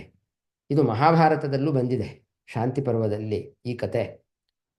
ಯಾರು ಈ ಋಭು ರಾಜ ಆದ್ರೂ ಸ್ಕಾಂದ ಪುರಾಣದಲ್ಲಿ ಬಂದಿದೆ, ವಿಷ್ಣು ಪುರಾಣದಲ್ಲಿ ಬಂದಿದೆ, ಮಹಾಭಾರತದಲ್ಲೂ ಬಂದಿದೆ. ರಾಜ ಆದ್ರೂ ಆಮೇಲೆ ಋಷಿಯಾಗಿ ಅನೇಕ ಉಪದೇಶಗಳನ್ನು ಮಾಡ್ತಾನೆ. ಇವನೂ ಕೂಡ ಒಬ್ಬ ಜ್ಞಾನಿ. ನೋಡಿ, ನಾವು ಈ ಕಥೆಯೆಲ್ಲ ಕೇಳೇ ಇರೋದಿಲ್ಲ, ಯಾರಪ್ಪ ಋಭು ಅಂತ. ಅದು ಬ್ರಹ್ಮದೇವರ ಇದರಲ್ಲಿ ಪಟ್ಟಿ ಮಾಡೋದ್ರಲ್ಲಿ ಇವನು ಒಬ್ಬ. ಅಂಗಹ ಶ್ಲೋಕದಲ್ಲಿ ಅಂಗ ಅಂತಿದೆ. ಅಂಗ ಅಂತ ಅದು ಸಂಬೋಧನೆಯೂ ಆಗಬಹುದು, ಆದರೆ ವೇದಾಹಂ ಅಂಗ ಅನ್ನೋ ಕಡೆ ಇನ್ನೊಂದು ಅಂಗ ಶಬ್ದ ಇದೆ, ಅದು ಸಂಬೋಧನೆ ಅಂತ ಇಟ್ಕೊಳ್ಬೇಕು. ಹೇ ಅಂಗ ಅಂತ ನಾರದರಿಗೆ ಸಂಬೋಧನೆ. ಇಲ್ಲಿ ಬರುವ ಅಂಗ ಅಂತಂದ್ರೆ ಅದು ಅಂಗಹ ಅಂತ ಪ್ರಥಮ ವಿಭಕ್ತಿ ಏಕವಚನ. ಇವನು ಅದೇ ಈಗ ತಾನು ನಾ ಹೇಳಿದ್ನಲ್ಲ, ವೇನ ಎನ್ನುವ ದುಷ್ಟ ರಾಜನ ತಂದೆ. ಇವನ ಕಥೆಯನ್ನು ಭಾಗವತದಲ್ಲಿ ಬಂದಿದೆ, ಚತುರ್ಥಾಧ್ಯಾಯ ಸ್ಕಂದದಲ್ಲಿ. ಇವನು ಧ್ರುವರಾಜನ ವಂಶದಲ್ಲಿ ಬಂದವನು. ಧ್ರುವ, ಅವನ ಮಗ ವತ್ಸರ, ಅವನ ಮಗ ಪುಷ್ಪಾರ್ಣ, ಸುಧನ್ವ, ಅವನ ಮಗ ಅಂಗ. ಬಹಳ ಧಾರ್ಮಿಕನಾದ ರಾಜ. ಸುನೀತ ಅಂತ ಇವನ ಪತ್ನಿ. ಅಶ್ವಮೇಧ ಯಾಗವನ್ನ ಮಾಡಿರ್ತಾನೆ ಅಂಗರಾಜ. ಇವನ ಮಗ ವೇನ ದುಷ್ಟನಾಗಿ ಹುಟ್ಟುಬಿಡ್ತಾನೆ. ಎಷ್ಟು ದುಷ್ಟನಾಗಿ ಬಿಟ್ಟಿದ್ದ ಅಂತಂದ್ರೆ ಈ ಅಂಗರಾಜನಿಗೆ ತಡ್ಕೊಳ್ಳಿಕ್ಕೆ ಆಗಲ್ಲ ಅವನ ದುಷ್ಟತನವನ್ನ. ಆ ಮಗನು ಮಾಡುವ ದುಷ್ಟ ಕೆಲಸಗಳಿಂದ ಬಹಳ ಖಿನ್ನನಾಗಿ ಬಿಡ್ತಾನೆ, ದುಃಖಿತನಾಗಿ ರಾಜ್ಯವನ್ನೇ ಬಿಟ್ಬಿಡ್ತಾನೆ. ರಾಜ್ಯವನ್ನು ಬಿಟ್ಟು ಕಾಡಿಗೆ ಹೊರಟೋಗ್ಬಿಡ್ತಾನೆ ಈ ಅಂಗರಾಜ. ಆಮೇಲೆ ಅದು ಬೇರೆ ವೇನ, ಅವನು ಬಹಳ ದುಷ್ಟನಾಗಿರ್ತಾನೆ. ಋಷಿಗಳೆಲ್ಲ ಬಂದು ಅವನನ್ನು ಹುಂಕಾರದಿಂದ ಅವನನ್ನು ಸಂಹಾರ ಮಾಡಿ ಅವನ ಬೇರೆ ಬೇರೆ ಅಂಗಗಳಿಂದ ಮಥನ ಮಾಡಿದಾಗ ಬೇರೆ ಬೇರೆ ವ್ಯಕ್ತಿಗಳು, ಹಾಗೆ ಪೃಥು ಕೂಡ ಪರಮಾತ್ಮ ಹುಟ್ಟುತ್ತಾನಲ್ಲಿ. ಪರಮಾತ್ಮ ಅಂದರೆ ಅಂಶ, ರಾಜರಾಜೇಶ್ವರ ಅಂಶದಿಂದ ಇರ್ತಾನೆ, ಅವತಾರ ಮಾಡ್ತಾನೆ. ಹೀಗೆ ಆ ಅಂಗನ ಮಗ ವೇನನ ಮಗ ಪೃಥು. ಇನ್ನ ಧ್ರುವ, ಋಭುರಂಗ ಉತ ಧ್ರುವಶ್ಚ. ಧ್ರುವ ಅಂತೂ ಪ್ರಸಿದ್ಧನೇ ರಾಜ, ಅವನ ಬಗ್ಗೆ ಏನು ಹೇಳುವ ಅವಶ್ಯಕತೆಯೇ ಇಲ್ಲ. ಅವನು ಕೂಡ ದೊಡ್ಡ ಜ್ಞಾನಿಯೇ. ಹೀಗೆ ಅನೇಕ ಜನರು ಮೊದಲನೇ ಶ್ಲೋಕದಲ್ಲಿ ವೇದಾಹಮಂಗ ಪರಮಸ್ಯ ಹಿ ಯೋಗಮಾಯಾಂ ಯೂಯಂ ಭವಶ್ಚ ಭಗವಾನ್ ಅತ ದೈತ್ಯವರ್ಯ ಪತ್ನಿ ಮನೋಹೋ, ಅಲ್ಲಿ ಕಾಮ ಹಾಕೋಬೇಕು, ಪತ್ನಿ ಅಂತ ಬಿಡಿಸ್ಬಾರ್ದು. ಪತ್ನಿ ಮನೋಹೋ ಸಚ ಮನುಹು ತದಪತ್ಯ ಭೂತಾ ಪ್ರಾಚೀನ ಬರ್ಹಿ ರುಭುರಂಗ ಉತಧ್ರುವಶ್ಚ. ಆಮೇಲೆ ಎರಡನೇ ಶ್ಲೋಕ ಇಕ್ಷ್ವಾಕುರೈಲ ಮುಚುಕುಂದ ವಿದೇಹಗಾಧಿ. ಇಕ್ಷ್ವಾಕುಹು ಅಂತ ಬಿಡಿಸ್ಬೇಕು. ಐಲ, ಮುಚುಕುಂದ, ವಿದೇಹ, ಗಾಧಿ, ರಘ್ವಂಬರೀಷ ಅಂತಿದೆ. ರಘು, ಅಂಬರೀಷ, ಸಗರ, ಗಯ, ನಾಹುಷಾದ್ಯಾ, ಮಾಂಧಾತ, ಮಾಂಧಾತೃ, ಅಲರ್ಕ, ಶತಧನ್ವನ, ರಂತಿದೇವ, ದೇವವ್ರತಃ, ಬಲಿಹಿ, ಅಮೂರ್ತರಯ, ದಿಲೀಪ ಅಂತ ಒಟ್ಟು ಇಷ್ಟು ಜನ ರಾಜರನ್ನು ಮತ್ತೆ ಬ್ರಹ್ಮದೇವರು ಪಟ್ಟಿ ಮಾಡ್ತಾರೆ. ಅದರಲ್ಲಿ ಮೊದಲನೇ ಇಕ್ಷ್ವಾಕು. ಈ ಇಕ್ಷ್ವಾಕು ಅವನು ಸೂರ್ಯವಂಶ, ಚಂದ್ರವಂಶ ಅಂತ ಏನಿದೆಯಲ್ಲ, ದೊಡ್ಡ ದೊಡ್ಡ ವಂಶಗಳು, ಅಲ್ಲಿ ಸೂರ್ಯವಂಶದಲ್ಲಿ ಮೊದಲನೇ ರಾಜ ಇವನು. ವೈವಸ್ವತ ಮನುವಿನ ಮಗ. ವಿವಸ್ವಾನ್ ಅಂದರೆ ಸೂರ್ಯ, ಅವನ ವಂಶದಲ್ಲಿ ಬಂದವರೇ ವೈವಸ್ವತರು. ಇವನೇ ಮೊದಲನೇ ರಾಜ, ಇಕ್ಷ್ವಾಕು ರಾಜ. ಅವಾಗಿಂದ ಅಯೋಧ್ಯ ನಗರವೇ ಇವರ ರಾಜ್ಯವಾಗಿತ್ತು. ಅಯೋಧ್ಯ ನಗರವನ್ನು ಆಳ್ತಾ ಇದ್ದ ಈ ಇಕ್ಷ್ವಾಕು ರಾಜ. ಅವನಿಗೆ ಅನೇಕ ಜನ ಮಕ್ಕಳು, ಶಶಾದ, ವಿಕುಕ್ಷಿ, ನಿಮಿ, ದಂಡಕ ಮೊದಲಾದ ಅನೇಕ ಜನರು ಮಕ್ಕಳು. ಒಬ್ಬರೊಬ್ಬರದು ಕೂಡ ಎಲ್ಲ ಮಹಿಮಾ ಉಪೇತರೆ. ಭಾಗವತದಲ್ಲಿ, ಮಹಾಭಾರತದಲ್ಲಿ ಈ ಶಶಾದನ ಒಂದು ಮಹಿಮಾ, ವಿಕುಕ್ಷಿ, ನಿಮಿ, ನಿಮಿ ಚಕ್ರವರ್ತಿದು ಇಲ್ಲೇ ಭಾಗವತದಲ್ಲೇ ಬಂದಿದೆ 17ನೇ 11ನೇ ಸ್ಕಂದದಲ್ಲಿ, ಆಮೇಲೆ 9ನೇ ಸ್ಕಂದದಲ್ಲಿ, ಮಹಾಭಾರತದಲ್ಲೂ ಬಂದಿದೆ. ಅಂದ ಬರೀ ಇಕ್ಷ್ವಾಕು ರಾಜ ಅವನೊಬ್ಬನೇ ದೊಡ್ಡ ಜ್ಞಾನಿ ಅಂತಲ್ಲ, ಅವನ ಮಕ್ಕಳೂ ಕೂಡ ಎಲ್ಲ ದೊಡ್ಡ ದೊಡ್ಡ ಜ್ಞಾನಿಗಳೇ. ಸೂರ್ಯವಂಶದಲ್ಲಿ ಹುಟ್ಟಿರೋದ್ರಿಂದ ಇವನ ಕತೆ ರಾಮಾಯಣದಲ್ಲಿ ಬಂದಿದೆ, ಮಹಾಭಾರತ, ಭಾಗವತ ಎಲ್ಲ ಕಡೆ ಬಂದಿದೆ. ಇವನ ವಂಶದಲ್ಲೇನೆ ದೊಡ್ಡ ದೊಡ್ಡ ರಾಜರು, ಕಕುಸ್ಥ, ಮಾಂಧಾತ, ಸಗರ, ಇಂತಹ ಬೇರೆ ಬೇರೆ ದೊಡ್ಡ ದೊಡ್ಡ ರಾಜರು ಕೂಡ ಇವನ ವಂಶದಲ್ಲಿ ಬಂದಿದ್ದಾರೆ. ಒಂದು ಈ ಶಶಾದ, ವಿಕುಕ್ಷಿಯವರೆಲ್ಲ ಇವನ ಸ್ವಂತ ಮಕ್ಕಳು. ಅದಲ್ಲದೇನೆ ಇವನ ವಂಶದಲ್ಲಿ ಅನೇಕ ರಾಜರು ಕೂಡ ಬಂದಿದ್ದಾರೆ. ಇನ್ನು ಐಲ, ಐಲ ಅಂದರೆ ಅದು ಪುರೂರವನಿಗೆ ಇನ್ನೊಂದು ಹೆಸರು, ಐಲ ಅಂತ. ಇವನು ಚಂದ್ರವಂಶ ರಾಜ, ಇವನು ಪುರೂರವ. ಇವನಿಗೆ ಐಲ ಅಂತ ಹೆಸರು ಬರ್ಲಿಕ್ಕೆ ಏನು ಕಾರಣ? ಇವರ ಅಮ್ಮ ಇಲಾ ಅಂತ. ಅಮ್ಮ ಇಲಾ ಅಂತಂದ್ರೆ ಅವನು ವಸ್ತುತಃ ಅವಳು ಸುದ್ಯುಮ್ನ ಅಂತ. ಸುದ್ಯುಮ್ನ ಅವನಿಗೆ ಕಾರಣಾಂತರದಿಂದ ಒಂದು ಹೆಣ್ಣು ರೂಪ ಬರಬೇಕಾಗತ್ತೆ. ಯಾಕೆ? ಅಲ್ಲಿ ರುದ್ರದೇವರ ಒಂದು ಕೈಲಾಸ ಪರ್ವತದ ಹತ್ರ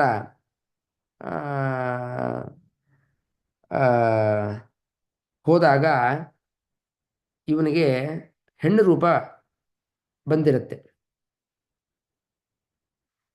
ಅದನ್ನ ನೋಡಿ ಮೋಹಿತನಾಗಿ ಬುಧ ಆ ಇಲೆಯಲ್ಲಿ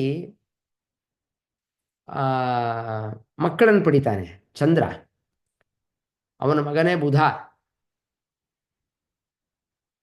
ಆ ಬುಧ ಮತ್ತು ಇಲ ಇವರಿಬ್ಬರಲ್ಲಿ ಹುಟ್ಟಿದ ಮಗುನೇ ಪುರೂರವಸ್.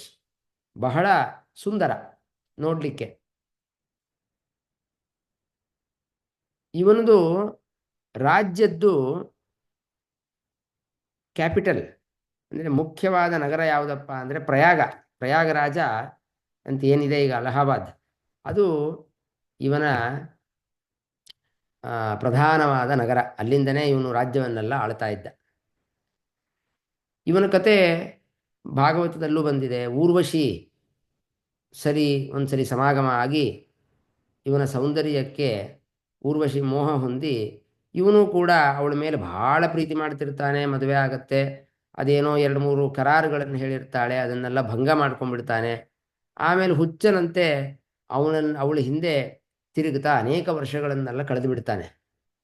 ನಾವು ಈ ಕಥೆಯನ್ನೆಲ್ಲ ನೋಡಿಕೊಂಡು ಏನಪ್ಪ ಇಂಥ ಸ್ಥಿತಿ, ನಮಗೇ ಇಂಥ ಸ್ಥಿತಿ ಇಲ್ಲ, ಎಂಥ ದೊಡ್ಡ ದೊಡ್ಡ ರಾಜರೇ ಇಂಥ ಸ್ಥಿತಿ ಆಗಿಬಿಟ್ರಲ್ಲ ಅಂತ ಅನ್ಕೊಳ್ಬಾರ್ದು. ಯಾಕೆಂದರೆ ಇವನು ವೇದದ್ರಷ್ಟಾರ. ಈ ಪುರೂರವ ಋಗ್ವೇದದಲ್ಲಿ ಈ ಊರ್ವಶಿ ಇವ್ರದ್ದು ಮಂತ್ರ ಎಲ್ಲ ಬಂದು ಅಲ್ಲಿ ಇವನು ಉಪದೇಶಗಳನ್ನೆಲ್ಲ ಮಾಡ್ತಾನೆ. ಅದರಿಂದ ಎಲ್ಲರೂ ಜ್ಞಾನಿಗಳೇ. ಯಾಕೆಂದರೆ ಬ್ರಹ್ಮದೇವರು ಇವನು ಹೆಸರು ಹೇಳಿದ್ದಾರೆ ಅಂತಂದರೆ ಇವನು ಎಷ್ಟು ದೊಡ್ಡ ಜ್ಞಾನಿ ಇರಬೇಕು. ಅದೆಲ್ಲ ಈ ಥರ ಎಲ್ಲ ಆಗುವುದು ಅವರವರ ಕರ್ಮಕ್ಕನುಸಾರವಾಗಿ. ದೇವರು ಮುಂದೆ ಅನೇಕ ಕೆಲಸಗಳನ್ನು ಮಾಡಿಸ್ಬೇಕಾಗಿರುತ್ತೆ. ಆದ್ದರಿಂದ ಆ ಕಥೆಗಳೆಲ್ಲ ಆಗತ್ತಷ್ಟೇ ಹೊರತು ಆ ಕಥೆಯನ್ನು ನೋಡಿ ನಾವು ಇವರು ಎಂತಹ ಚಿಕ್ಕವರಪ್ಪ ಅಂತ ಅಂದ್ಕೊಳ್ಬಾರ್ದು. ವೇದದ್ರಷ್ಟ ಇವನು ಪುರೂರ್ವ.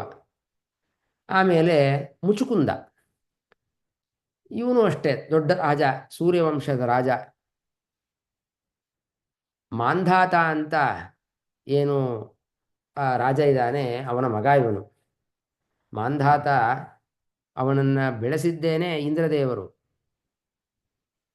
ಅವನ ಇಂದ್ರದೇವರ ಹೆಬ್ಬೆಟ್ಟಿನಿಂದ ಅಮೃತವನ್ನು ಸುರಿಸಿ ಇವನನ್ನು ಬೆಳೆಸಿದ್ದು ಮಾಂಧಾತ ರಾಜನನ್ನು. ಅಂತಹ ಮಾಂಧಾತ ರಾಜನ ಮಗ ಇವನ ಕತೆ ನೀವು ದಶಮಸ್ಕಂದದಲ್ಲಿ ಕೇಳೇ ಇರ್ತೀರಿ. ಕಾಲಯವನನ್ನು ಸಂಹಾರ ಮಾಡಲಿಕ್ಕೆ ಕೃಷ್ಣ ಈ ಮುಚುಕುಂದನನ್ನು ಬಳಸ್ಕೊಳ್ತಾನೆ. ಇವನು ವಸ್ತುತಃ ಕಾಲಯಮನನ್ನು ಸಂಹಾರ ಮಾಡಲಿಕ್ಕೆ ಅಲ್ಲಿ ಮಲ್ಕೊಂಡಿರ್ತಾನೆ. ಅವನು ಯಾಕಲ್ಲಿ ಮಲ್ಕೊಂಡಿದ್ದ ಅಂದರೆ ದೇವತೆಗಳ ಹತ್ರ ವರ ಪಡೆದಿರ್ತಾನೆ, ನನಗೆ ದೀರ್ಘಕಾಲ ನಿದ್ರೆಯನ್ನು ಕೊಡಿ, ಯಾರ್ಯಾರು ನನ್ನನ್ನು ಎಬ್ಬಿಸಿದ್ರೆ ಅವರು ನನ್ನ ದೃಷ್ಟಿ ನೋಡಿದರೆ ಸಾಕು ಅವರು ಮರಣ ಹೊಂದಬೇಕು, ಸುಟ್ಟು ಬೂದಿಯಾಗಬೇಕು ಅಂತ ವರ ಬೇರೆ ಕೇಳಿರ್ತಾನೆ. ಅದ್ಯಾಕೆ ಹಂಗೆ ವರ ಕೇಳಿರ್ತಾನೆ ಅಂದರೆ ಅವನನ್ನು ದೇವತೆಗಳು ಸೇನಾಪತಿಯನ್ನಾಗಿ ತಗೊಂಡಿರ್ತಾರೆ. ಅವನು ಭೂಮಿಯಲ್ಲಿರುವ ರಾಜ, ಅವನು ಭೂಲೋಕದಲ್ಲಿರುವ ರಾಜ, ಆದರೆ ಬಹಳ ಧಾರ್ಮಿಕ ರಾಜ. ದೇವತೆಗಳು ತಮ್ಮ ಯುದ್ಧದಲ್ಲಿ ಇವನನ್ನು ಸೇನಾಧಿಪತಿಯನ್ನಾಗಿ ತಗೊಂಡಿರ್ತಾರೆ. ಅದು ವಸ್ತುತಃ ದೇವತೆಗಳ ಸೇನಾಧಿಪತಿ ಕಾರ್ತಿಕೇಯ, ಆದರೆ ಅವನಿನ್ನೂ ಹುಟ್ಟಿರೋದಿಲ್ಲ. ಕಾರ್ತಿಕೇಯ ಇನ್ನೂ ಹುಟ್ಟಿರೋದಿಲ್ಲ. ಕಾರ್ತಿಕೇಯ ಹುಟ್ಟಾದ ಮೇಲೆ ಈ ಮುಚುಕುಂದನನ್ನು ಬೀಳ್ಕೊಡ್ತಾರೆ ದೇವತೆಗಳು. ದೀರ್ಘಕಾಲ ದಾನವ ಮತ್ತು ಇದು ದೇವಾಸುರ ಸಂಗ್ರಾಮದಲ್ಲಿ ಇವನು ದೇವತೆಗಳಿಗೆ ಬಹಳ ಸಹಾಯ ಮಾಡಿರ್ತಾನೆ. ಆದ್ದರಿಂದ ವರ ಕೇಳು ಅಂತಂದಾಗ ಅಷ್ಟು ಶ್ರಮ ಆಗಿರುತ್ತೆ ಇವನಿಗೆ, ನಿದ್ದೆಯನ್ನು ಕೇಳಿಬಿಡ್ತಾನೆ. ಯಾವುದೋ ಗುಹೆಯಲ್ಲಿ ಹೋಗಿ ಎಷ್ಟೋ ವರ್ಷಗಳ ಕಾಲ ಮಲ್ಕೊಂಡ್ಬಿಟ್ಟಿರ್ತಾನೆ. ಆಚಾರ್ಯರು ತಾತ್ಪರ್ಯ ನಿರ್ಣಯದಲ್ಲಿ ಒಂದು ಮಾತು ಹೇಳ್ತಾರೆ ನೋಡಿ, ವಸ್ತುತಃ ನಿದ್ದೆ ಅನ್ನೋದು ಕಲಿ. ಎಷ್ಟು ವರ್ಷ ಮಲ್ಕೊಂಡಿದ್ದ ಅವನು, ಯುಗ, ವರ್ಷ ಅಲ್ಲ ಯುಗ. ಆವಾಗ ಎಲ್ಲೋ ತ್ರೇತಾಯುಗದಲ್ಲಿ ಆದ ಘಟನೆ, ಸೂರ್ಯವಂಶದಲ್ಲಿ ಬಂದವ ಎಷ್ಟೋ ವರ್ಷ ಮಲ್ಕೊಂಡ್ಬಿಟ್ಟಿರ್ತಾನೆ. ಆದರೆ ಆಚಾರ್ಯರು ಹೇಳ್ತಾರೆ ನೋಡಿ, ಇವನು ದೇವತೆಗಳನ್ನು ಸಂತೋಷಪಡಿಸಿದ್ದಾನೆ. ನ ದೇವತೋಷಣಂ ವೃಥಾ. ದೇವತೆಗಳನ್ನು, ದೇವರನ್ನು ಸಂತೋಷಪಡಿಸೋದು ಅನ್ನೋದು ಎಂದೂ ವ್ಯರ್ಥವಾಗೋದಿಲ್ಲ. ಎಷ್ಟು ವರ್ಷ ದೇವತೆಗಳಿಗೋಸ್ಕರ ಶ್ರಮ ಪಟ್ಟಿದ್ದಾನೆ. ಏನು ವರ ಬೇಕು ಅಂದರೆ ಮೋಕ್ಷ ಕೇಳಿಬಿಡ್ಬೋದಾಗಿತ್ತು, ಆದರೆ ಅಷ್ಟು ಶ್ರಮ ಇತ್ತು ಅವನಿಗೆ, ನಿದ್ದೆ ಕೇಳಿಬಿಟ್ಟ. ಏನ್ರಿ ಇದು, ಅಷ್ಟು ವರ್ಷ ದೇವತೆಗಳ ಸಹಾಯವನ್ನು ಮಾಡಿ ಕೊನೆಗೆ ಇವನು ಬಂದಿದ್ದೇನು, ನಿದ್ದೆಯನ್ನು ಕೇಳಿಕೊಂಡ ಅಂತ. ವಸ್ತುತಃ ಹೊರಗಡೆ ಹಾಗೆ ತೋರಿದ್ರೂ ಕೂಡ ಆಚಾರ್ಯ ತಾತ್ಪರ್ಯ ನಿರ್ಣಯದಲ್ಲಿ ಹೇಳ್ತಾರೆ ಎಂದೂ ಕೂಡ ವ್ಯರ್ಥ ಆಗೋದಿಲ್ಲ. ಅದಕ್ಕೆ ಕೃಷ್ಣ ಅವನ ಒಂದು ಮಾಡಿರುವ ಸೇವೆಗೆ ಇನ್ನೂ ಒಂದು ಸೇವೆ ಆಗಲಿ ಅಂತ ಕಾಲಯವನನ ಸಂಹಾರವನ್ನು ಮಾಡಿಸಿ ಅವನಿಗೆ ದರ್ಶನವನ್ನು ಕೊಟ್ಟು, ಅವನು ವಸ್ತುತಃ ನಿದ್ರೆ ವರವನ್ನು ಕೇಳಿದ್ದ, ಆದರೂ ಕೂಡ ಅವನು ಮಾಡಿರುವ ದೇವತೋಷಣ, ತೋಷಣ ಅಂದರೆ ಅವರ ಸೇವೆ, ಅವರನ್ನು ಸಂತೋಷಪಡಿಸೋದು. ಅದಕ್ಕೆ ಕೃಷ್ಣ ಪರಮಾತ್ಮ ಅವನಿಗೆ ಅನುಗ್ರಹವನ್ನು ಮಾಡಿ ಅವನಿಗೆ ದರ್ಶನವನ್ನು ಕೊಟ್ಟು, ಅವನು ಹಿಮಾಲಯಕ್ಕೆ ಹೋಗಿ ಅಲ್ಲಿ ಅನೇಕ ವರ್ಷಗಳ ಕಾಲ ತಪಸ್ಸು ಮಾಡಿ ಆ ಶರೀರವನ್ನು ಬಿಟ್ಟು ಮತ್ತೆ ಇನ್ನೂ ತಪಸ್ಸನ್ನು ಮಾಡಿ ಮೋಕ್ಷಕ್ಕೆ ಹೋಗ್ತಾನೆ ಅಂತ ಈ ಕತೆ ಭಾಗವತದಲ್ಲೂ ಬಂದಿದೆ. ದಶಮಸ್ಕಂದದಲ್ಲಿ ಆ ಮುಚುಕುಂದ ಮಾಡಿರುವ ಸ್ತೋತ್ರ ತುಂಬ ಚೆನ್ನಾಗಿದೆ ಸ್ತೋತ್ರ. ಅದು ಸಾರೋದ್ಧಾರದಲ್ಲೇ 2-3 ಶ್ಲೋಕ ವೈರಾಗ್ಯ ಪ್ರಕರಣದಲ್ಲೂ ಬಂದಿತ್ತು. ಅಂತಹ ಮುಚುಕುಂದ ಅವನು ಕೂಡ ಒಬ್ಬ ದೊಡ್ಡ ಜ್ಞಾನಿಯೇ. ಆಮೇಲೆ ವಿದೇಹ, ವಿದೇಹ ಇವನು ಇನ್ನೊಬ್ಬ ರಾಜ. ಈ ವಿದೇಹ, ವಿದೇಹ ಅಂದರೆ ಅದು ರಾಜ್ಯಕ್ಕೂ ವಿದೇಹ ಅಂತ ಹೆಸರು. ವಿದೇಹ ರಾಜ, ಅವರ ಆಳುವ ರಾಜ್ಯಕ್ಕೂ ವಿದೇಹ ರಾಜ್ಯ ಅಂತ ಹೆಸರು. ಇಲ್ಲಿ ಇನ್ನೊಂದು ಗಮನಿಸಬೇಕು, ವಿದೇಹ ಅಂತಲೇ ಒಬ್ಬ ರಾಜನ ಹೆಸರಿತ್ತು. ಅದಲ್ಲದೆ ಅವನ ಒಂದು ಪರಂಪರೆಯಲ್ಲಿ ಬಂದ ಅನೇಕ ರಾಜರನ್ನು ಕೂಡ ವಿದೇಹ ವಿದೇಹ ಅಂತ ಅವ್ರಿಗೂ ಕೂಡ ಪ್ರಸಿದ್ಧಿ ಇದೆ. ಜನಕರಾಜನನ್ನು ಕೂಡ ವಿದೇಹ ರಾಜ ಅಂತ ಕರೆದಿದ್ದಾರೆ ಅಲ್ಲಲ್ಲಿ. ವಿದೇಹ ವಿದೇಹ ಅಂದರೆ ದೇಹದ ಮೇಲೆ ಅಭಿಮಾನ ಹೋಗಿರುವ ಅಂತ ಅರ್ಥ. ಎಂತಹ ದೊಡ್ಡ ದೊಡ್ಡ ರಾಜರು ಇವರು, ಚಕ್ರವರ್ತಿಗಳು, ಅವರು ಅವರ ತಮ್ಮ ದೇಹದ ಮೇಲೇನೆ ಅಭಿಮಾನ ಇಟ್ಟುಕೊಂಡಿರಲಿಲ್ಲ. ಅವನು ಪರಮಾತ್ಮನ ಕಥೆಯನ್ನು ಕೇಳ್ತಾ ಇದ್ದರೆ ಅವನ ಸೇವಕರು ಬಂದು ನಿಮ್ಮ ರಾಜ್ಯ ಅದು ಬೆಂಕಿ ಬಿದ್ದಿದೆ ಅಂತ ಹೇಳಿದರೆ, ಅದೇನು ತೊಂದರೆ ಇಲ್ಲ, ನೀವು ಕತೆ ಒರೆಸ್ರಿ, ಮುಂದುವರಿಸ್ರಿ, ಅದನ್ನ ನೋಡ್ಕೊಳ್ಳೋಕೆ ಜನ ಇದ್ದಾರೆ, ಏರ್ಪಾಡು ಮಾಡಿದ್ದಾರೆ, ನನಗೇನು ಅದರಿಂದ ಆಗೋದಿಲ್ಲ ಅಂತ ಹೇಳಿದ್ನಂತೆ ವಿದೇಹರಾಜ. ಅಷ್ಟು ಆ, ವೈರಾಗ್ಯ, ಅಷ್ಟು ಅಭಿಮಾನವನ್ನು ತೊರೆದವರ ವಿದೇಹರಾಜ. ನಿಮಿರಾಜ ಅಂತ ಇನ್ನೊಂದು ಹಿಂದೆನೂ ಹೇಳಿದ್ದೆ ಇವತ್ತು. ನಿಮಿರಾಜ ಅಂತ ಒಬ್ಬ ಬರ್ತಾನೆ, ಅವನದು ಕತೆ ಆ ಏಕಾದಶ ಸ್ಕಂದದಲ್ಲೂ ಬರುತ್ತೆ ಭಾಗವತದಲ್ಲಿ. ಆ ನಿಮಿರಾಜನು ಕೂಡ ಇವನ ಒಂದು ವಂಶದಲ್ಲೇ ಬಂದವ. ಗಾಧಿ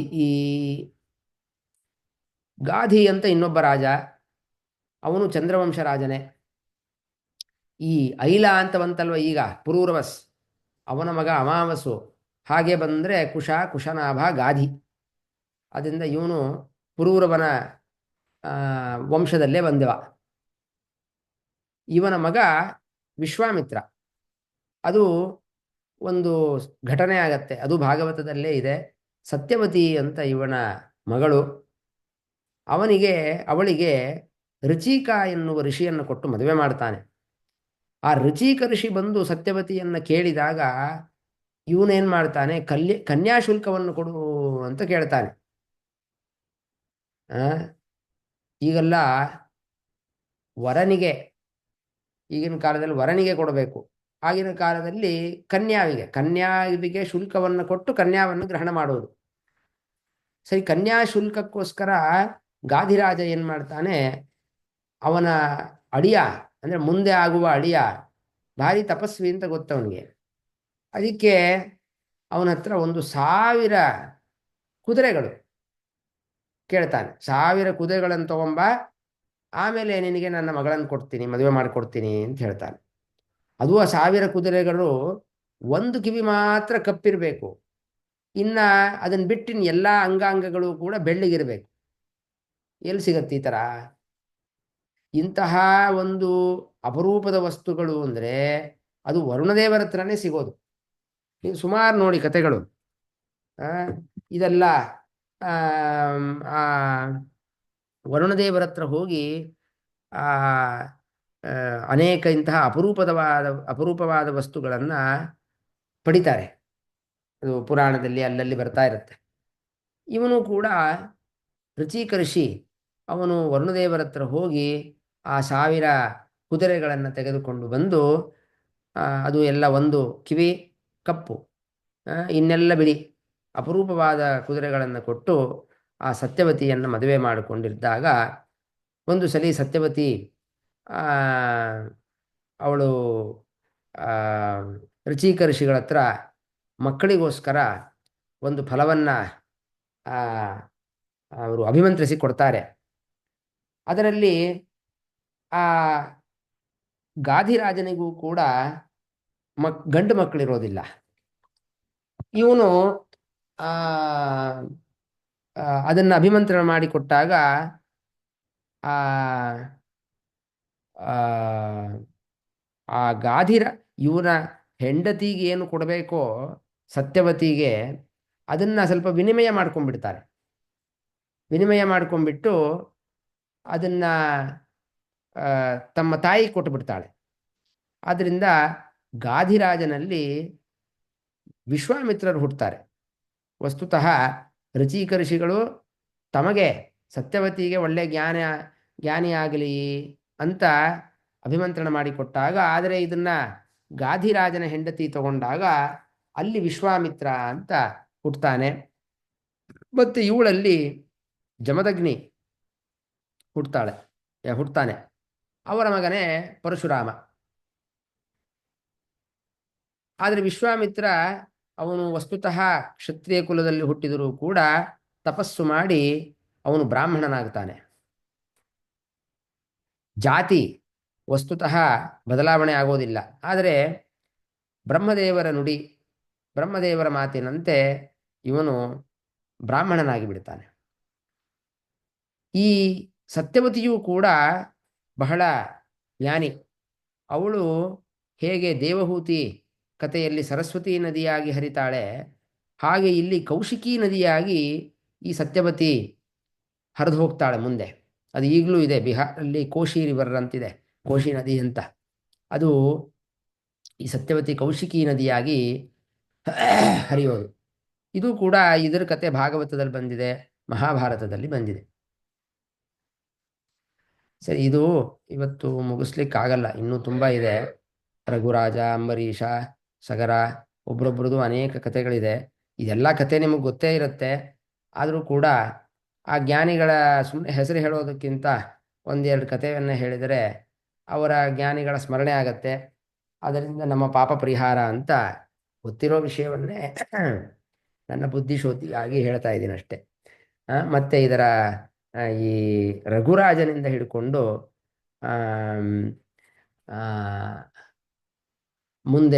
ಮುಂದಿನ ವಾರ ಮಾಡೋಣ. ಒಂದು 5 ಗಂಟೆ ಆಯಿತು, ಇಲ್ಲಿಗೆ ನಿಲ್ಲಿಸಿರೋಣ.